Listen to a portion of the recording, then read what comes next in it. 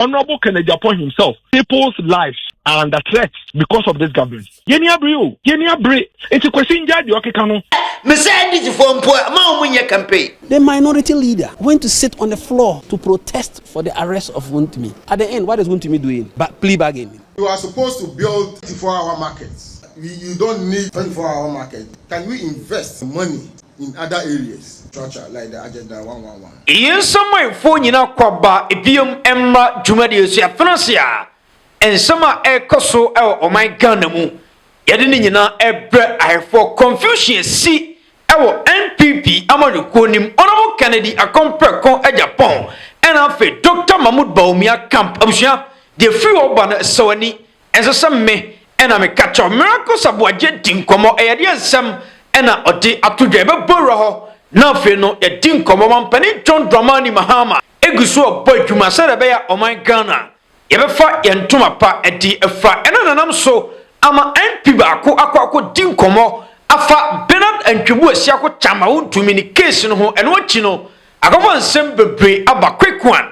Ever consona fe no ya ding komo na bibia ay kama asanso bo achakwa ko ding komo chemse ay 24-hour marketer aban no ACC no. Onyai na onfa enye agenda 111 and what you know abon sembe ede aba quick one ye be consona fe no ye din komo when nsefofo bi ni aboabo no a ye de nyina egufom ede ama ahefo bara sana no onomo Kennedy akompreko Agyapong wabe expose NPP amaluko no edi ama Dr. Mahmoud Baumia entourage no wo mo to esa as 2028 no ade no ka baran miracles abuaje so aba be kasa na nsem na o kan no owie ya pe Ghana for e de mani nkonti sa miracles abuaje quick one yenya botentem na ne yakoba busuansam wachi pa repeated. He mentioned specific names.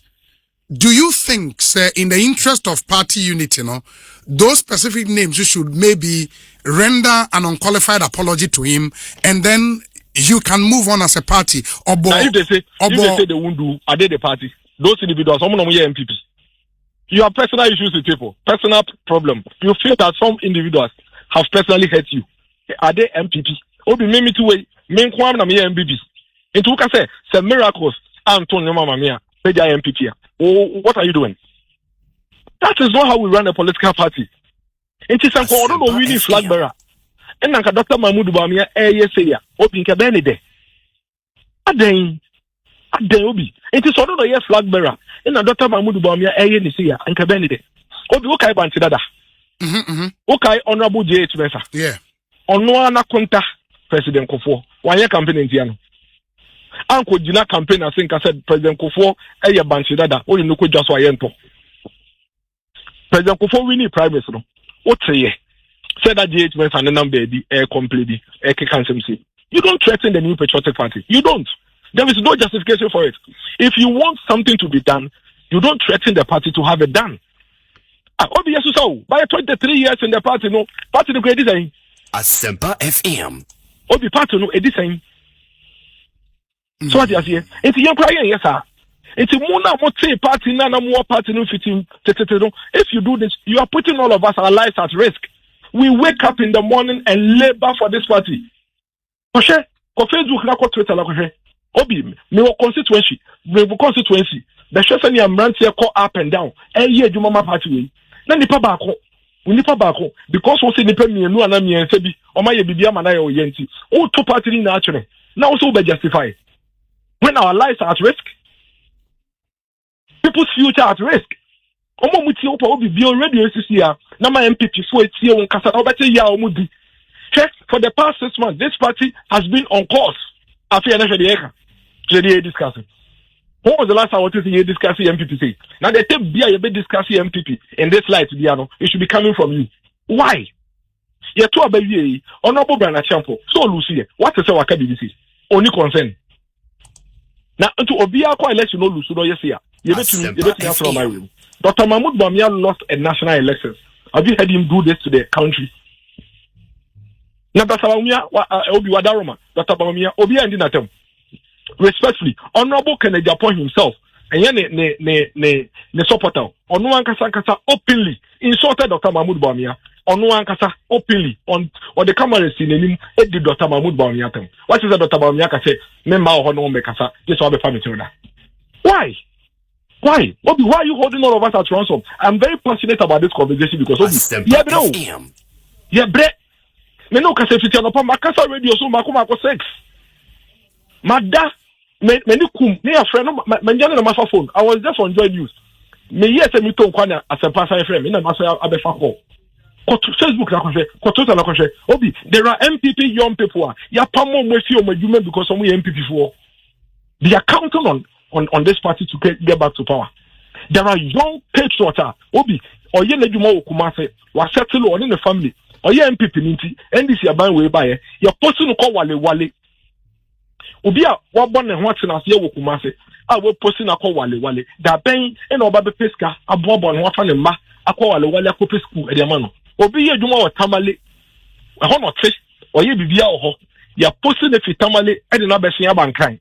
Da ben endo ba ko frame also ye dwuma odiare or watamale omo person if tamale de bankan because of MPP he has to come to Accra with his 5 children and his wife. How is this person supposed to even readjust? These people have been victimized and they are counting on the MPP to come to power. That is what the party and its members are focused on. We are not focused on individual interests, what we feel, any emotions. Obi, yeni abre. It's a question I didn't want to comment on this thing. Me kasa or joy, man commenting on it. But me tie no asempa no, me raho. Ya. Asempa FM. Ya, me raho pa. Why do we do this? Dear Bonne Pano Dr. Mahmoud Bawumia ye. O bobo nipa mi ense, na ka me so bobo Dr. Mahmoud Bawumia. Din nkono abeso ya ba be paucho. Eto pa ben biem. Dr. Bawumia ba ufie no abetena se. Anyway din komo. Wa company fu aka nyina ho ne o din komo. E de biem no ye. To Dr. Mahmoud Bawumia no kasa da. Se o kaseti obi akwala na penin kwada obi. What ba kompoda. Sinipa no na ye flag bearer. Hwe bra papa ya bre. 2024 campaign or yeah. Tadwe da papa yitrim. Any ideas or one man my way or that to akonya or that to akonya so. Me no ka say committee meetings koso on almost to provide alternative solutions to this country. But he can only implement this thing when he wins power. Or so no pedia na mo betu bibia tum. Yeah, but yeah,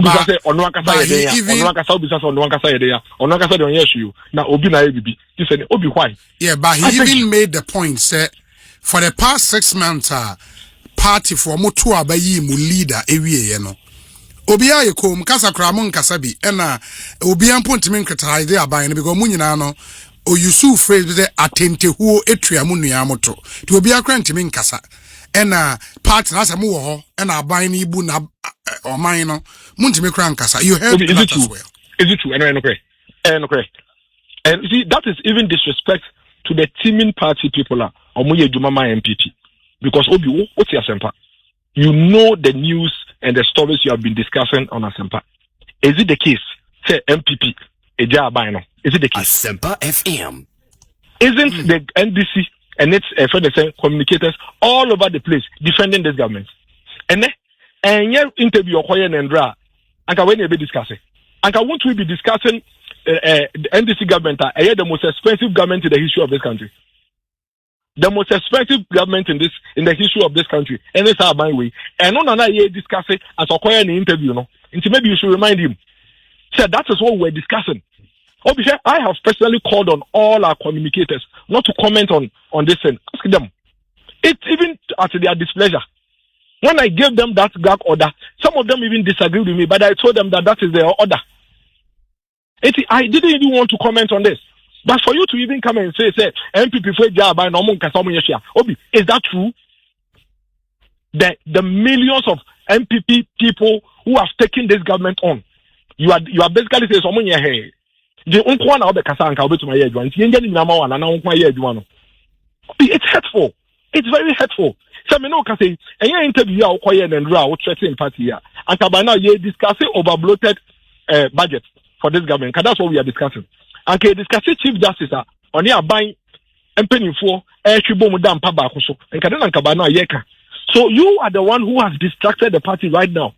And so don't come and disrespect the people who are sacrificing their life for the party, fighting for this party day, afternoon, night. I am hurt by that comment. Very, very hurt by that comment. And yeah, and then I say, yeah, and Dr. Mahmoud Bamia, any Christian Council Koshia. Obi, and yes, a few weeks ago, about 3 weeks ago, and a minority friends committee, at the report on Mukonya free cocoa farmers, on around the country, at the bread of Mahmoud Bamia. So what is he talking about? DM Panoka. Why? Yes, sir, no. Yes, sir, no. Obi, respectfully, people's lives are under threat because of this government. Obi, me no can say. Now by way tata. They would go after everything in your life, but we are all putting everything on the line to put this government on its toes. Because after all, Kedma Minkebi and none in a womb. Yes, you are being no more kasa. In the phone, my finance yakasa. I didn't break Bia Yebenya by way on a back foot or more yen yama and wow, mine a become whatever. He would have to throw something in.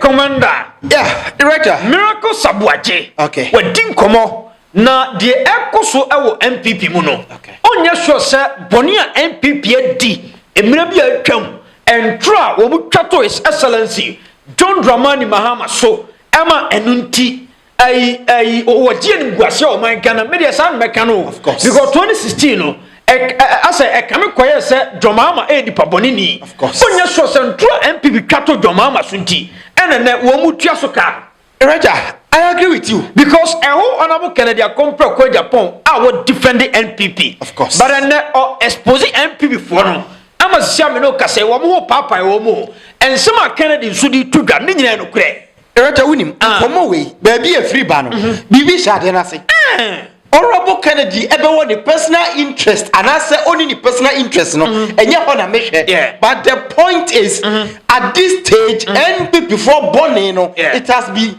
exposed because they are almost here for so many years and say jai woman about waso and to say nyame na ye say ye nature na expose woman and oma katwa na woman ya no it is the best way was eko because Wontumi ntwantro for so many years na momfa magi to me say oman na mon kwatena nchen na enei mon san sha say nyede de say yen san fa momra back just after 4 years no Miracle Sabuaje as a NPP for no okay I'm saying some honorable Kennedy can ebetimi ya hard Dr. Mahmoud Bawumia 2028 Raja no kwani nya mianim ni deda omu ye intietem omu tietem ni nyina ne say omu nimpefe say dia ade na hyase etwosu kodru 2028 ya campaign krano Dr. Mahmoud Bawumia microphone omunya sumdwe no maye bi pa because enei abani performing enti omu fani ways and means anka omu de beni abani besi ani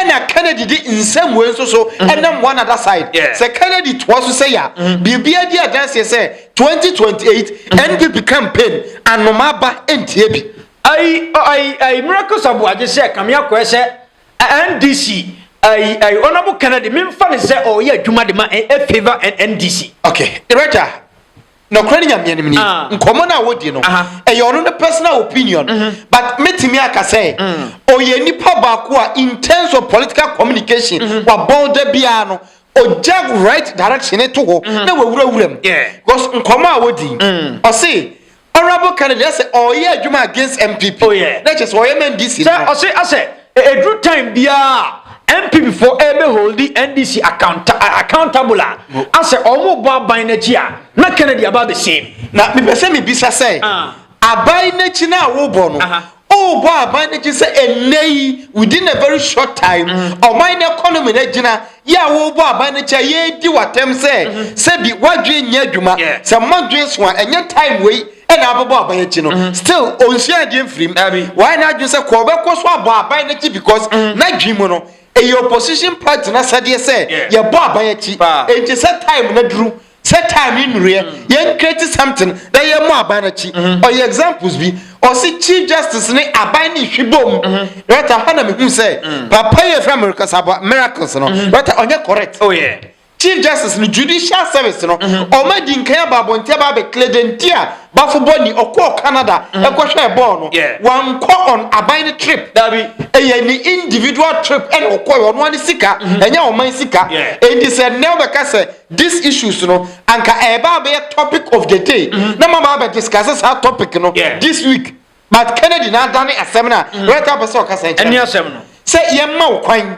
na enei be yededegu NDC aban so say NDC aban emmo ne homoden rata na at the end of the day obi abo agemo so rata obi en ho baba ajo so because after military hospital mo na mo ko ho mo nko ye no obi an kan hwe o na miracle sabuaje no kwa obada bay miracle sabuaje na wonya 2024 election ya na Ghana for fear be who kasa Ghana for nyina ho enti miracle sabuaje ye nipa be a ono se oba be fire on abo Kennedy unim nkomo ni nyina ne say se uti asem na Honorable Kennedy kasa no wan kan kire o mo say oni ba o me o problem o enti miracle sabuaje nsem a wo asif say Kennedy pese odi ba o me abro nya ba o me asem e na all say kashe mu say se empo ni party ma bi o problem a eni say o ma ne ka party no e ma to ho ne ka asem ne kire o me di interest ne be ru party ni e na abronya di interest ba na ba o me di interest ba ye enti so obi di interest aba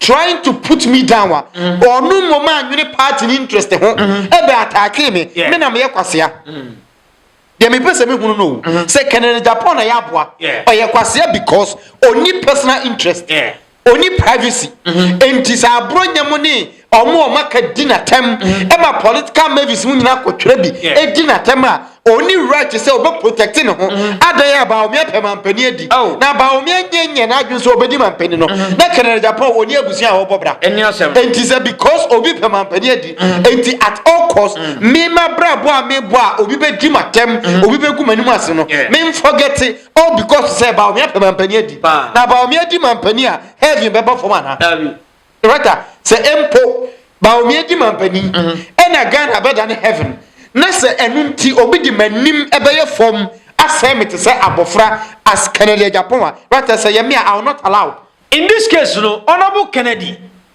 me want to say defend it on my no of course and to NPP no ko say Kennedy kata nsem bi so of course but NDC aban His Excellency John Dramani Mahama na dwumana o ye no enso ani che na na do kwakufu ado de of course enti se Kennedy MPP ni na still na obeka no kra de mfumso ne wo enti adwumana aban ne ye no enya dwuma pa na right and say asem ni nyina no at this moment eye ne dey say obeje tum say aban ne ye dwuma pa onim say aban ne ye dwuma pa but ontimi nyintum ti ne kasa mu no o say ba o me wo plans ya odi gu apono so enti na adwe ye ne say and the young can be a man in favor of me because miracles are dreaming. A quire by member so demand penny pen, but Omani Koye, I don't know yen to say a Koye, na yam one or mine any ye.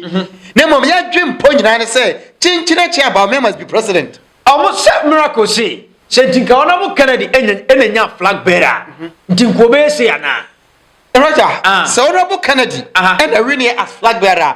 Meaning so say a nay nka oti committee within 3 weeks. After you go 2 months impo. On san ko committee reshuffle. Enko first chairman sabonsu mase. Or no chief of staff e wo committee. Ana wo be da. Dabi say Honorable Kennedy so nya flag bearer. E bia nka omma MPC. Enko yesa dede hunu no aferi. Any sawia ho because control him Baumia ye flag bearer. Oh, na say bi Baumia na suma omo, say won kwa propaganda. Roger, say Baumia na suma omo a. And I'm telling you say Baumia or the worst politician ever. Ghana. Because project we are vice president. Na mo be 2 8 years mo ntimi anwie. Na say what konche na ya to Obama say be flag bearer. Na wo suma won crofo say omunko the same site ho na omko propaganda. Na kire say o ye class 1 politician. Utie wu. Na nitin so the right I believe say a would say da Baumia me lose interest e won after 2024 year 2 year no ye nim say obi interest won mu but adam me say who say even flag bearer on deserve say oba ballot paper so ye say na say ya no hye the committee or team committee wie ye no this week yet one about me saba bonte say wasaya reshuffle e committee no utibi we enu ntina na NPP before catch president mama say onya reshuffle because omu committee keka omatia omudi ba betwe ba omenyansa to krata so no committee ni mpo no yasaya reshuffle am ya koi chief of staff e committee what is this? Okay. And you know, cry back up. NPP as it stands, the writer, all my direction. Right, you know, a good media me say, I endraw NPP for Chato Mahama so propaganda or mu year 2016 no, and on a net, F fear, Onyankopon ma be set honorable Kennedy mu, na all sign expose NPP for Sano. The honorable Kennedy at our chief, of course, so I'm a kind of crack. What kind of corner or be so be attack you are? Yansio has said. Ebe attacking the and I want to mean Pepe. Okay. Yeah. Commander, you quite this video and na minim see any can question so buacho. And you quite this MP video ya. Okay. Okay. You someone one of the MPs at the Atuga. Tama Wontumi sem yao. Now the you some nemra. You saw what happened under Wontumi. The minority leader went to sit on the floor to protest for the arrest of Wontumi. At the end, what is Wontumi doing? Pleading. But plea bargaining. What does it mean? He's accepted guilt in the first place and he's asking for a softer sentencing or a softer conviction. Member of Parliament not canning now. Okay. Now what check Ghana for GNC assembly so. Of course. Because I said Chama Wontumi ni boni bia. Other than the oko for plea bargain. Not just a phenomenon case money. MP said to a mukota from no. What would you know sebi omuni vision? Of course. No crane send me nupe. NPP penny for a quatrain from dear air Kenyan and say, any sebi almost said any munyansa. Until I'm got enough form. Yeah. And yes, I saw a dear a bit you may ban say, and your omen in a crown will be, omen in a cabo, and no boy, a scheme omen in our plan. Because rather, a dear and Baba say, as a political party, mo top hierarchy, Mompany phoning in a leading more, all my lawyers, all my being ominimra. Now, Omunim said this charges, it doesn't come easy. You shouldn't charge you, you say Yakwa, Emma Yoko phone Kotamu because Yoko and your political affiliation office. Now, ya chini pano, no more to me, and yet more underground investigations can crab po. Most sorry, I never got enough from say, Yanni Panman coffee. Oh, that's a nay, ya didn't Nipana court. Then Nipana, Attorney General, how could catch Attorney General say, me patch up one in my yet. Oh.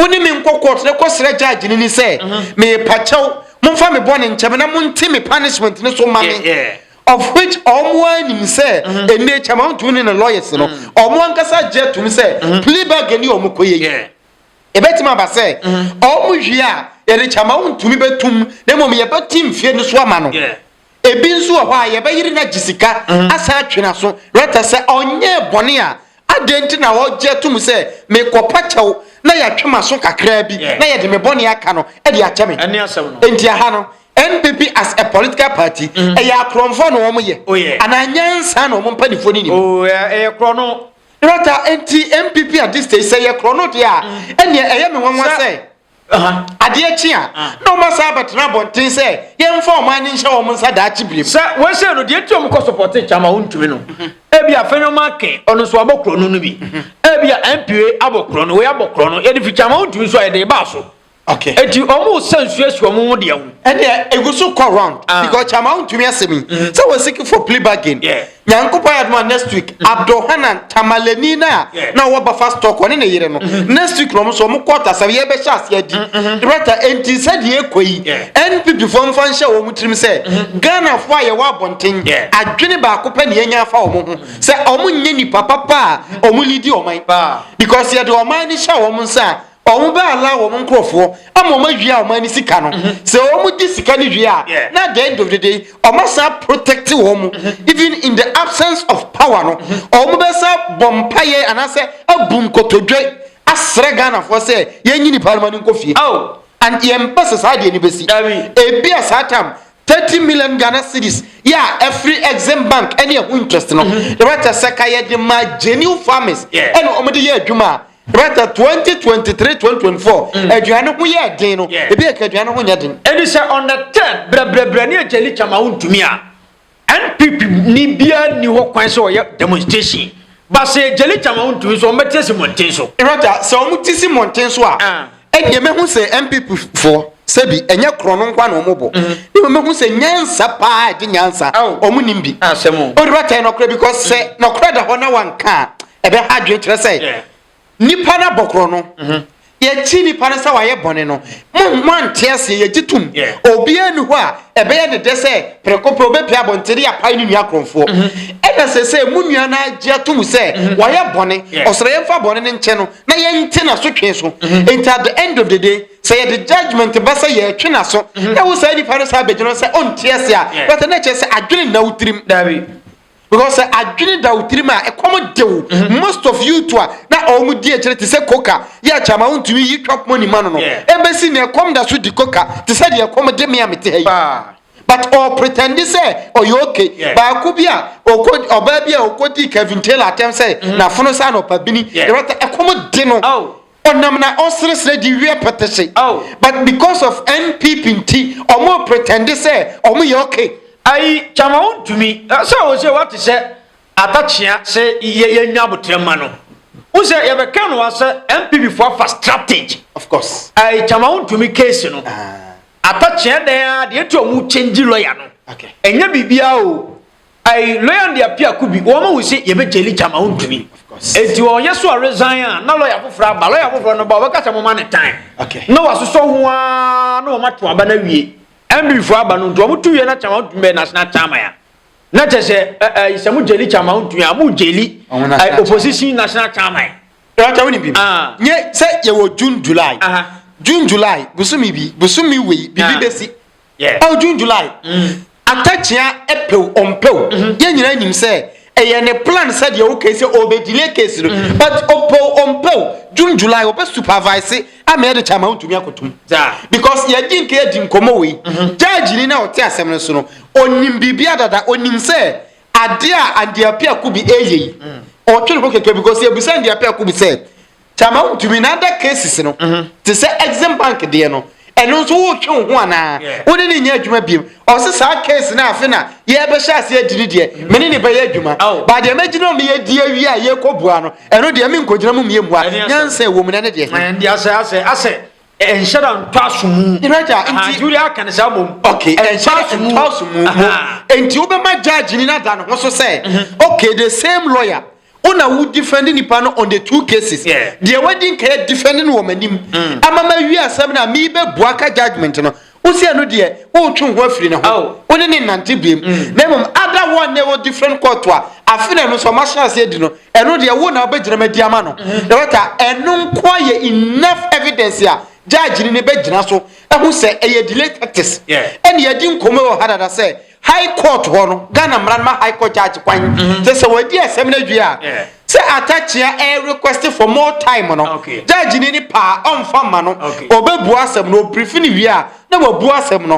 on tiase a na wakwa study case no na wakwa ya appeal any problem answer na big J bebem ne enquire this video emra asenso bo acha kasa o say 24-hour market na jo Mahama esi no unnecessary on fanya agenda 111 quick one in timra. Assembly members, as district assembly officials and political actors, you are supposed to build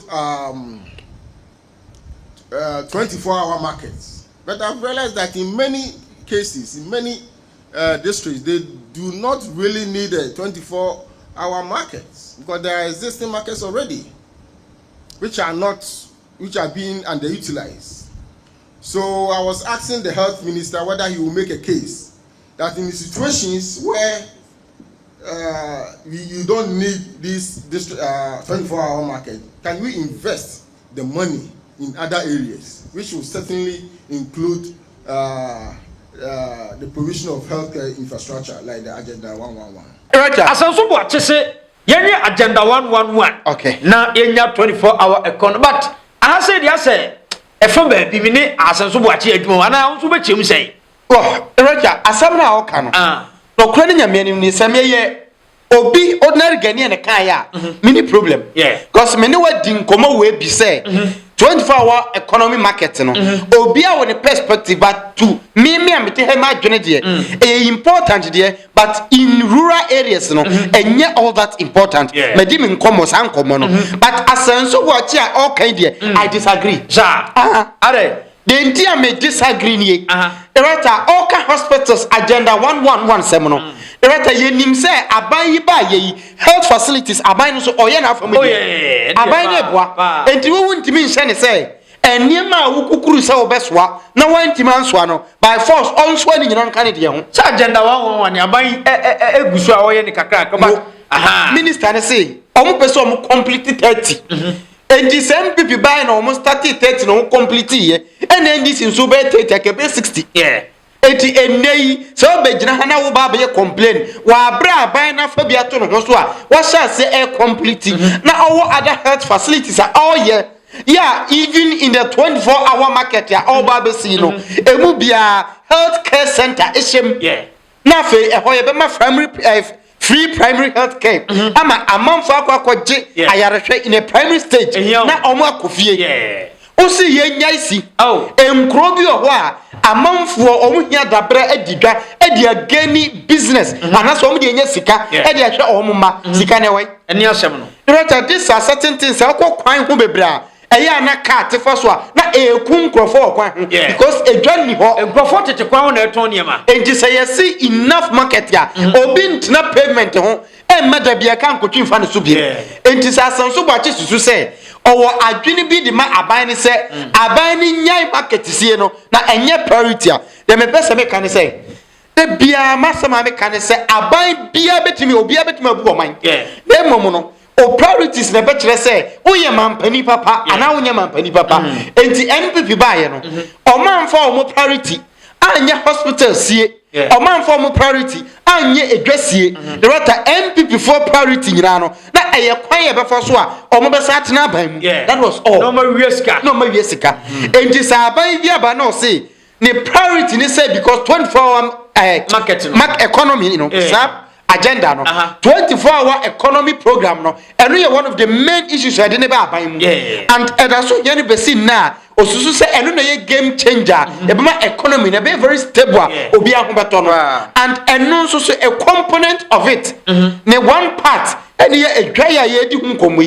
because abani shada ni sika obetamaje ma individuals ne ankrankre but say ye sidwa ankrankre ne betima anya sika e dia kodwanim akoye wo mu business anya sika da bia no pa ne awia ne anajo enti sa wo ka kira aban ne say onya ono ne priority na wo asanso ba kire wadwin mu de wo say priority no omfa no many priority a mu ba ye hu mu semunim priority set a anka in 8 years or minor could stage edru ye no obi about 1 year 5 months or perform better than you jaino na on one kasam from the priorities in adwuma say otwa ne term wi a na ye comparison na ya hwa woni no de otrusu a better priority right asanso ba kire advice bia ne ho amefafre ne ani abi tina se na emone tawsan se honorable Kennedy asem ho pa na minim so we ka start fi ehonuma but mame mu akwa ba se bibia boko de tina ma nyame adu me ho den papa ensem bebre na ekoso asenso bo acha kasabaren yen start fi honorable Kennedy de so ai miracle sabo ajen so ababonten aba tutubi afaya honorable Kennedy amansem bebre asieche ba quick one a whole story no yenwura honorable Kennedy so de abufu ababonten o so wonya video ni bia hwe tina mama menche ahwefo na oni mata wiase ina dam ni gie ne se kan Agyapong atime anya kukudro anya aka no kra awo ni mu a kira Ghana fo nya we asa nipa we o fight mana o fight o jina ho mo o man no onye nyantu onye bayfo o pre party o mu ya bayfo mo se o man aye NPP fo are oni on kan Agyapong samna wakan on jantro o se NPP ba 8 years no afero hospital obi ansi ho ana oboa masi ho kama complete ana meboa and to work away NPP voice there be and TSS kan Agyapong ababon te da be kasa asem no so ye nokre asem nokre ye ntu sabi dabi NPP Ghana for montie NPP party no omundwere ye ho omu ya bai for omu pesa omu tiawe NPP anyansafo nim biem hey ya bigi mishaw program no timi Cinema. Fire na starting term. Debbie, I know me the Agyapong. Debbie, I Some of okay, dear, Miss So, but I did attempt the limited. Oh, not tea. Oh, dear. What just said? Mindiatemo. But limited. I okay.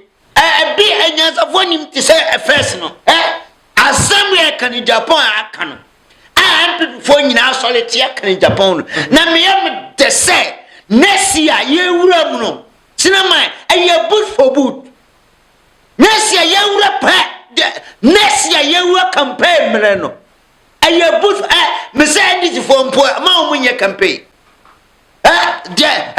Says Sabu and Krama beat say. I bring it to me, Dick and Japan. Nama come on, word and come at Poka Timidi, can Japan. Now, Sabio, ye can't be Puma. Hey, can Japan, why your president already do? Oh, can Japan, why your president already do? I'm a miracle of what you say. Party, yes, ye be a no noble Kennedy. Aqua Henry Muna a favor and Tias or Yak Macrama and DC. Why, Jimmy? Now, someone honorable Kennedy, he can't is your never call us Mr. Watch where Jimmy. Oh, Nasa Kennedy is your Yak Mamma and DC. Oh, yeah, you are my NDC, sir. Oh, yeah, you are my Ghana. I fell hospital at NDC. I NDC. Send this is starting. Oh, Tia, I Ghana Japadi. NDC, you. NPP CEO, I Ghana, ya Japadi, a hospital me, ya quite because I'm your NPP, your mamma, Uncle Romana. Yeah, we are NDC, ya because we are NDC, call free Anna. I Ghana Japadi, and to obey what did you be a warning yes and no quite, that's yes, you all come pass some way. Sam Leon, Cinema, yes, sir, for a year before Brana. Can I Japan be a Quayama say, NPP answer for Nimbium? I am calling some for name Quasia for one gum. I somehow walk yes, yeah, to say I am dead, Papa. Yes, you. Honorable, yeah, Honorable, you what you man, yet for you now. Yet Tawachi, Honorable Kendapon, you what you man, yet Tawachi, Messi, or be a Tawacha. Yes, and this for NTD. And this in your party, Anna. Yes, I mom, and this your mom woman, and people for a home for a man.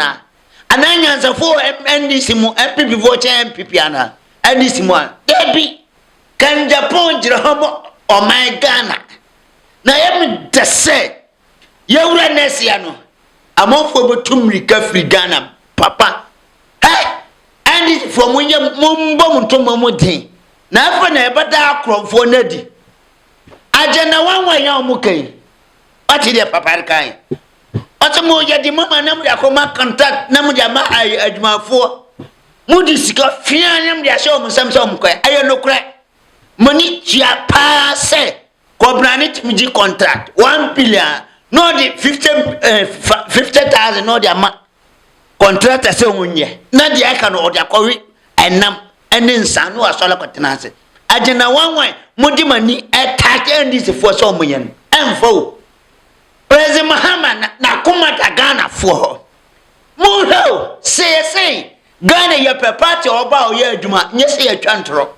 I look any sabay ye duma NPP, Mumbusam. I would do money and I fell it and away. Ajana one way, Moba 8 years, I did in a way, moon and people. I am with some question to us. On by a day, to us. So many almost a call number Canadian NPP. I didn't defend this idea. On defend it Abbey Salmon. On defend it abroad. That's any party. Ah, Matissa on person uniform. Oh, yeah, and then ya Montreal Tamla wanted to say, oh, my can in Japan free NPP. Snama, Yababoy and some mamma NPP was it. Nemo Yabe started a children free Dr. Bonao. Near Sati, a child of them are very near Cochin and Nado. Yeah, Chihuahua, Chamo to move them, say, and people, me and Qua. I have full. O Mamma come like a boy, when no cook come with it, cook crack away over here or Ghana. Hey, say, oh, my, and people for. I am one and I'm a dear mom. Say, free sample, or man you can in Japan, and Kaka in Japan, dim free and people more. May make coming to Omian Quasia for. Opening Yansa, sad people, Timmy. Oh man, yeah, can in Japan free NPP? Me say NPP for me are foolish. Some man you can in Japan free NPP. Me yeah, fan Japan. I have for worse na big issue no emwa. David, but and you should always we are educating. We are entertaining. So never insult anybody. Never. But never insult anybody, including the NPP party.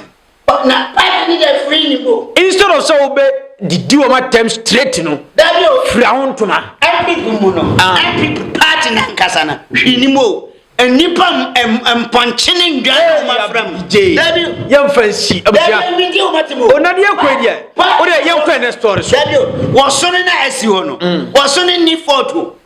And punching Janet Precona Mafnamo, Omana Warford. Okay, that's it. Or soon in the for anti NPP Nankasana, a useless. A group.